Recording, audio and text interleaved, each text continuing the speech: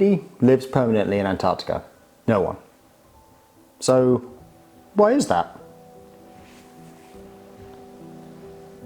At first, when we look at Antarctica, it's made up of all familiar things: ice, mountains, ocean.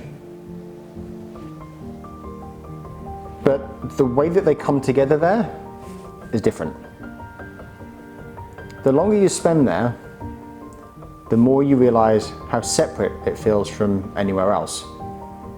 Those building blocks come together in a different way. Firstly, it's not just remote, it's completely isolated.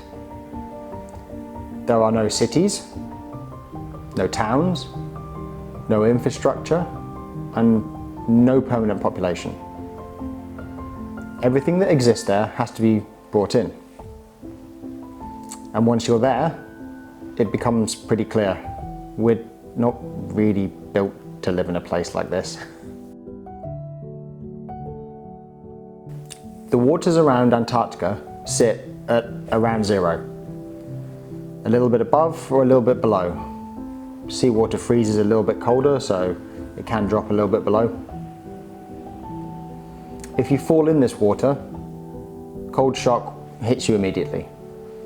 Survival time then is measured in minutes, not hours, if you stay in. I've been in the water there myself, and it's hard to describe how quickly it affects you. Within a minute to a minute and a half, your limbs are heavy, you feel like you can't swim, and it happens quick. And that's in the summer. In winter, the ocean freezes and the sea ice spreads outwards from the continent for thousands of kilometers. In a colder year, it almost doubles the footprint of Antarctica. That obviously makes access harder and increases that relative distance to the outside world. In practical terms, moving, supplying, or leaving become difficult, or if not impossible.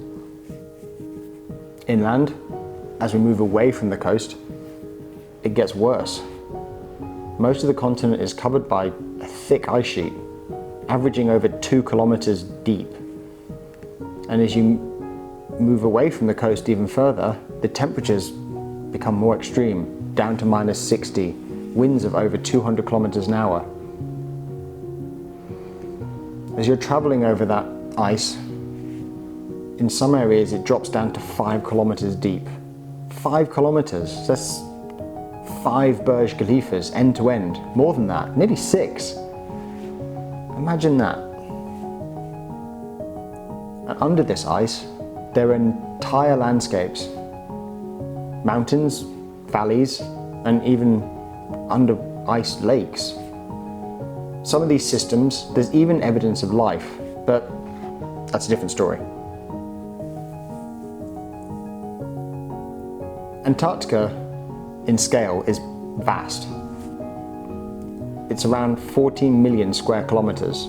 To put it in context, that's bigger than all of Europe, or about 1.5 times the size of the US. It's huge. The nearest other continent is over 1,000 kilometers away. And for much of the year, you can't get there. Sea ice limits access. Even in the summer, when the sea ice is much reduced, getting there by boat requires crossing some of the roughest ocean on the planet.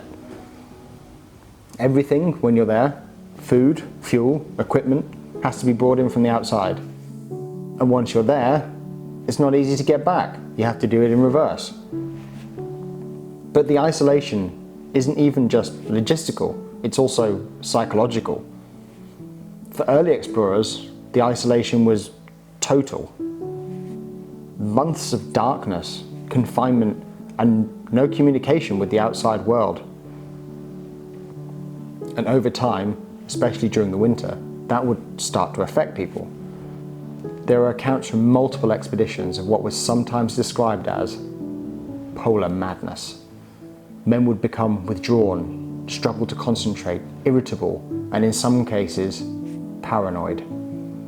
An example would be during Douglas Mawson's expedition, one of the team members, the wireless operator Sidney Jeffries, suffered a severe mental breakdown after months of isolation.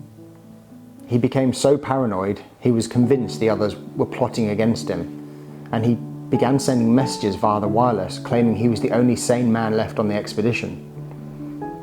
In some other cases, people became so unwell they had to be closely managed by the rest of the team. Because the isolation isn't just about distance, it's about being somewhere with no connection to the outside world. Even today, in these modern times, during winter, some research stations are still physically cut off for months at a time. No flights, no ships, no way out, but probably a sprinkling of Netflix now. During the Antarctic winter, the sun completely disappears for months.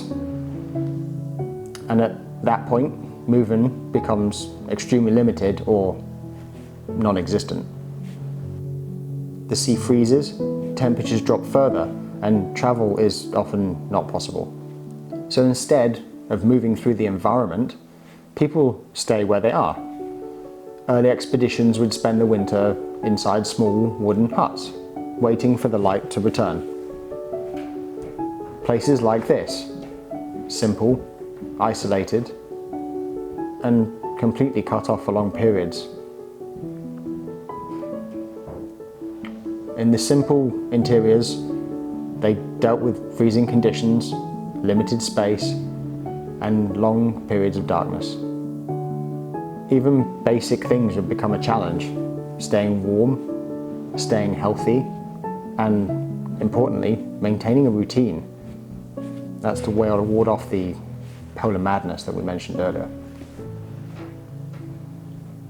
It wasn't a solution, but it was a way of getting through, a survival mechanism. Some of those huts still remain in Antarctica today, but even now, the modern research stations operate through the winter in much the same way. They're carefully supplied and planned, but still physically cut off for months at a time. The equipment is different, but the underlying conditions remain the same.